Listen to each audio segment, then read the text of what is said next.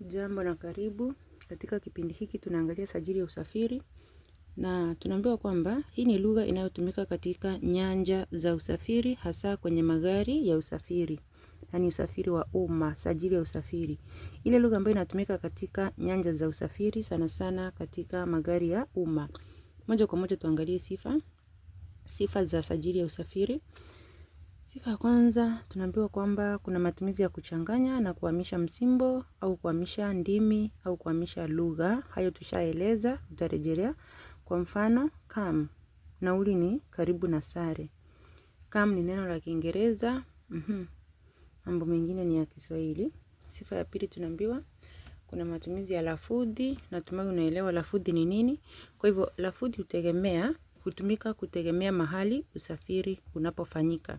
Kwa mfano ukienda katika maeneo ya pwani na maeneo ya bara, utagundua kwamba kuna matumizi ya lafudhi mbalimbali. Kwa hivyo lafudhi itatumika kutegemea na mahali ambapo usafiri unafanyika. Huenda ikawa ni lafudhi ya mjini, kijijini, bara, pwani. Na sifa ya tatu, kuna matumizi ya lugha ya maswali na majibu. Utapata kwamba unakuulizana maswali. Kwa mfano, utingo atamuuliza abiria swali, unaenda wapi? Naye abiria atamjibu, pengine anaenda mjini. Kwa hivyo katika matumizi ya lugha ya maswali na majibu, msafiri atauliza nauli inayotozwa na utingo kumpa jibu au wanapopishania nauli. Sifa ya nne, sifa ya nne tunaambiwa kwamba kuna matumizi ya misimu. Kuna matumizi ya misimu. Misimu hutumika kama vile mbao, hamsa. Natumai unajua misimu ni nini. Yale maneno ambayo huzuka na kutumika katika kipindi fulani, miongoni mwa kundi fulani la watu, na baadaye hutoweka. Ingawaje si misimu yote ambayo hutoweka. Na sifa ya tano tunaambiwa kuna kukiuka kwa sarufi. Kuna kukiuka kwa sarufi. Kwa mfano stage yote, ingia yote.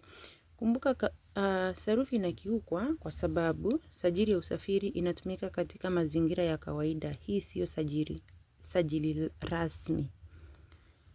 Sifa ya ngapi? Ya sita. Kuna matumizi ya msamiati maalum. Kwa mfano nauli, stage, gari. Natumai unaelewa maana ya msamiati maalum. Sifa ya saba. Kuna matumizi ya lugha ya ushawishi. Na anayetumia lugha ya ushawishi ni utingo au dereva. Na anamshawishi abiria ili aweze kuingia katika gari waweze kuondoka.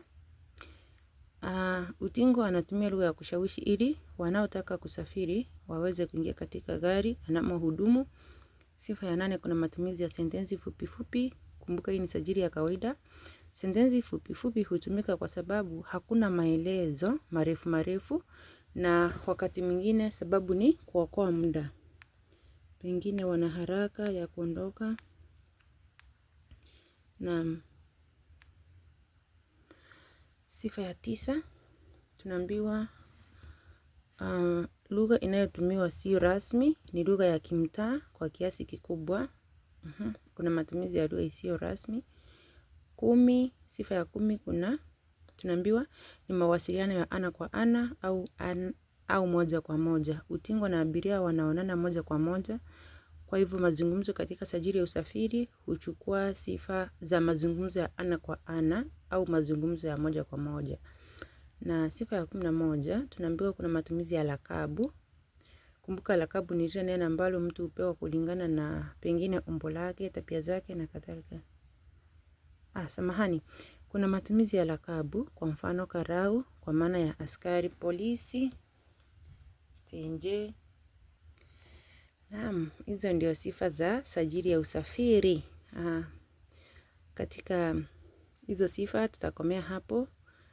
Video nyingine tutaangalia sajili ya wazee. Endelea kusubscribe na kushare. Iwapo kuna swali utauliza katika comment section.